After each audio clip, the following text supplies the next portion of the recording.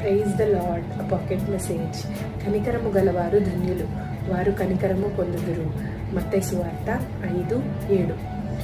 మనం ఎప్పుడైతే ఇతరుల పట్ల కనికరమును, క్షమాపణని చూపిస్తామో అప్పుడు దేవుడు మనల్ని కూడా కనికరించి క్షమిస్తాడు మనం చేసిన పనులకి.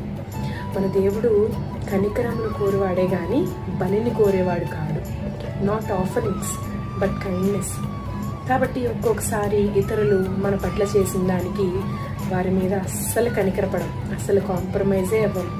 కానీ మనం చేసిన అసహ్యమైన క్షమించరాని తప్పులకు మాత్రం దేవుణ్ణి తెగ బతిమాలుతాం, కనికరించయ్యా కనికరించయ్యా అని.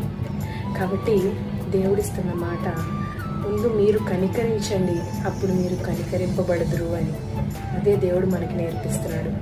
ఆమేన్. Praise the lord.